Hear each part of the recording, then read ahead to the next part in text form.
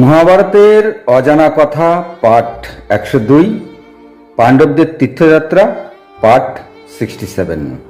নমস্কার শ্রোতা ভক্তরা, আজ আমরা জানব মহাভারতের কিছু অজানা কথা যা আমাদের দেখানো হয়নি বা জানানো হয়নি। তো শ্রোতা ভক্তরা খুব মন দিয়ে শুনবেন। এই যে পাণ্ডবেরা তীর্থে বেরিয়েছেন, তাদের সঙ্গে কিন্তু অর্জুন ছিল না। তবে সে এখন কোথায়? অর্জুন কিন্তু স্বর্গে অস্ত্র প্রশিক্ষণ নিতে গেছেন, আর তাকে স্বয়ং ইন্দ্রদেব রথ পাঠিয়ে নিয়ে গেছেন। প্রশ্ন হলো, তবে কতদিন বা কত বছর তিনি স্বর্গে ছিলেন? অর্জুন কিন্তু 5 বছর হলো স্বর্গে গেছেন, আর এখন যুধিষ্ঠিরদের তীর্থযাত্রা শেষের পথে কৈলাস পর্বতের অনতি তীরে তারা আছেন। সেখানে তারা তীর্থ করছেন। সেখান থেকে তারা তপের মাধ্যমে অর্জুনকে দেখতে পাবেন। তো শ্রোতা ভক্তরা, এরপর কি হলো জেনে নেব। যুধিষ্ঠির বললেন, দেখো প্রিয় অনুজ, আমি অর্জুনের বাহুবল ও প্রতাপকেই এই জগতের শ্রেষ্ঠ রাজা হতে পেরেছি। আর যদি বলি তার পরাক্রম, তার সঙ্গে তুলনা করা চলে মহাবলী শঙ্কর্ষণ, বীরবাহু, বসুদেব ও তোমার সমান সে শক্তি ধরতে পারে। এরপর আমরা সকলে গন্ধমাদন পর্বতে আরোহণ করব। সেখানে তীর্থ করে আমরা সকলে মিলে অর্জুনের সঙ্গে সাক্ষাৎ করতে পারব। এরপর যুধিষ্ঠির ওই গন্ধমাদন পর্বত দেখিয়ে ভীমকে বললেন, এই ক্ষেত্রে যারা বসবাস করে অথবা যারা আসা যাওয়া করে, কেউই কোনো প্রকার যানবাহন নিয়ে আসতে পারে না, বা এখানে কোনো যানবাহন চলতে পারে না। আর না, এখানকার মানুষেরা ক্রূর, লোভী, অশান্ত চিত্ত পুরুষ এরম টাইপের হয়ই না। তারা খুবই শান্ত ও সুন্দর চিত্ত হয়ে থাকে। আর এখানে কোনো লোভী মানুষ আসতেই পারে না। আর যে ব্যক্তি কোনো স্বার্থ ছাড়াই এখানে আসে, তবে সে এখানে প্রবেশ করতে পারে।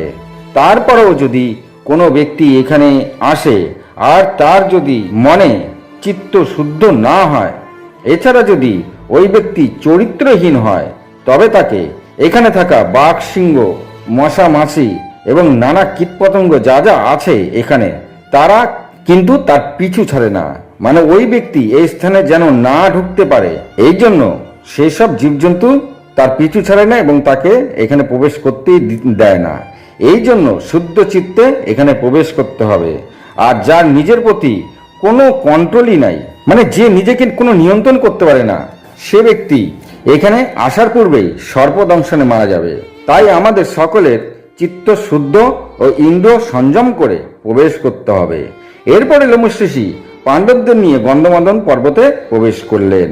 সেখানে অতি শীতল আর খরস্রোতযুক্ত একটি নদী তীব্র স্রোতে কলকল আওয়াজ করে বয়ে চলেছে। তা দেখিয়ে লোমশ বললেন, হে রাজন, এই নদীকে অলকানন্দা নদী বলে। আর এই নদী ওই বদ্রিক আশ্রম থেকে বেরিয়ে এসেছে। আর এখানে বসবাসকারী আশ্রমবাসীরা ওই নদীর জল খেয়ে থাকেন। আর অন্যদিকে আকাশচারী বালকুল্যগণ, গন্ধর্বগণ এই নদীর জল সেবন করে থাকেন। এছাড়া এখানে যত দেবগণ আসেন, তারাও এই নদীর জল সেবন করে থাকেন।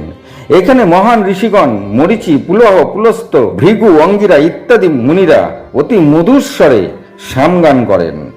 তো শ্রোতা ভক্তরা, সামগান হলো সামবেদ পাঠ করেন, যা গানের সুরে তাল ও লয় যুক্ত।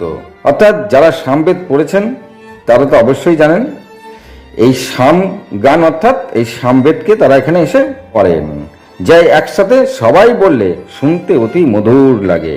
গঙ্গা মাতার যে জল দেবাদিদেব মহাদেব তার জটায় ধারণ করেছিলেন, তা হলো এই জল।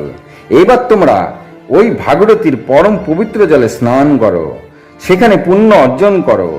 তো শ্রোতা ভক্তরা, ভাগীরথী যে 7 ভাগে বিভক্ত হয়ে গেছে, তার একটি ভাগের নাম অলকানন্দা নদী।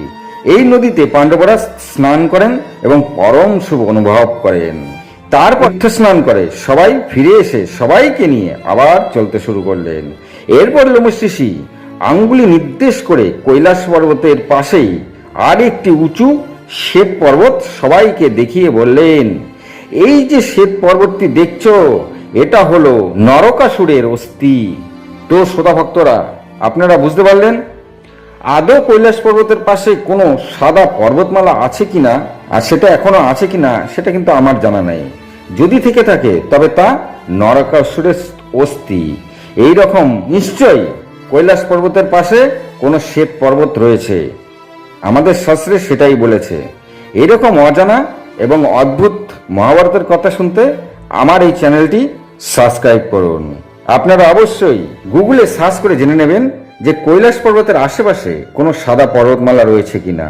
আর তা যদি থেকে থাকে প্রমাণ হিসাবে আমাদের পূর্বপুরুষদের সমস্ত তত্ত্ব সত্য প্রমাণিত হয়ে যাবে, যা আমাদের ধর্মে আরো দৃঢ় সত্য বলে প্রমাণিত হবে। তো শ্রোতা ভক্তরা, আপনারা বুঝতেই পারছেন এখান থেকে একটা বিশেষ তথ্য আমরা পেয়ে গেলাম। এখানে বলেছে যে কৈলাস পর্বতের পাশেই কোনো শ্বেত পর্বত রয়েছে। অবশ্যই আমরা গুগল সার্চ করে সেটাকে বার করে দেখে নেব আদৌ আছে কিনা। আর শাস্ত্রে বলেছে সেটা হচ্ছে নরকাসুরের অস্থি। আজ এই পর্যন্তই। ভালো লাগলে একটি সাবস্ক্রাইব করে দেবেন। ভালো থাকুন, সুস্থ থাকুন, নমস্কার।